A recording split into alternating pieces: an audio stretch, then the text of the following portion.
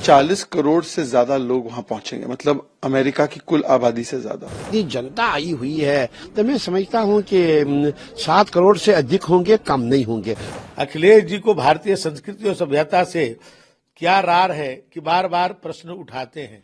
अखिलेश जी को यदि केवल तस्वीरें देखने या वहां पर प्रत्यक्ष जाने का मौका मिले तो उनको दिखाई देगा कि एकता, आस्था और भक्ति का महाकुंभ है, जिसमें कि करोड़ों करोड़ों श्रद्धालुओं ने ऑलरेडी अमृत स्नान करने का काम और वहां पर पहुंचने का काम किया है।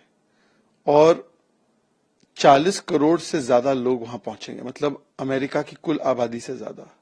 एक तरफ तो महाकुंभ की पूरी दुनिया में, पूरे विश्व में चर्चा हो रही है, सनातन और हिंदू समाज की प्रशंसा हो रही है इस पूरे आयोजन के लिए। पर यह दुख की बात है कि बार बार यहीं पर बैठे कुछ लोग सनातन का, हिंदू का अपमान अपनी पहचान बना चुके हैं। पहले भी कहना कि महाकुंभ में जाकर मरना है क्या, ये उनके विधायक ने कहा। महाकुंभ के विषय में अफजाल अंसारी ने कहा कि एक ट्रेन भरकर वहां पर गांजा फूका जाएगा, मतलब वहां के साधुओं का कितना बड़ा अपमान किया गया।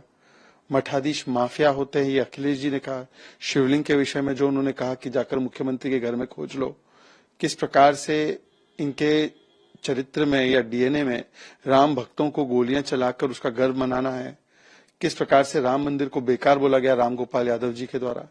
तो सनातन को दो गाली, महाकुंभ को दो गाली ताकि मिले वोट बैंक की ताली, इस प्रकार की बातें करना, ये इनके वोट बैंक की, इनकी राजनीति की प्रणाली बन चुकी है। एक रिपोर्ट सीएआईटी की आई है कि इतने लोग वहां पर पहुंच रहे हैं महाकुंभ में कि लगभग 2 लाख करोड़ की जीडीपी में एक ग्रोथ होगी, क्योंकि इस प्रकार का वहां पर इकोनॉमी जो है बढ़ने वाला है इस पूरे आयोजन से।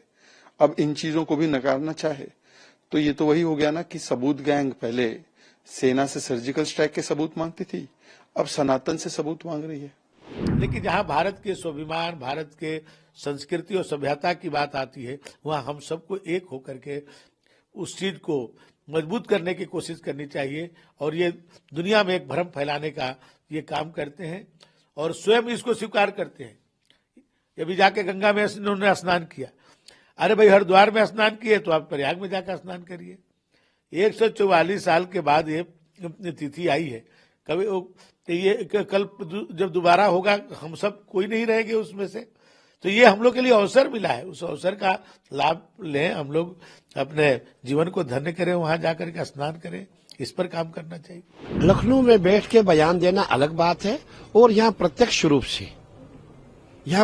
रूप से जो हम लोग बैठे हुए हैं, हम देख रहे हैं, हमारे जितने अखाड़े हैं, जितनी जगह हैं, जितने प्लाट्स हैं, जहां भी आप जाएंगे लोग ही लोग दिखाई दे रहे हैं। और हमने देखा कश्मीर से कन्याकुमारी, और आपने देखा होगा असम के लोग यहाँ हैं, गुजरात के लोग यहाँ हैं। इतनी जनता आई हुई है तो मैं समझता हूँ कि 7 करोड़ से अधिक होंगे, कम नहीं होंगे, क्योंकि पूरा मेला क्षेत्र ऐसा लग रहा था कि पूरा हिंदुस्तान का वास प्रयागराज में ही है।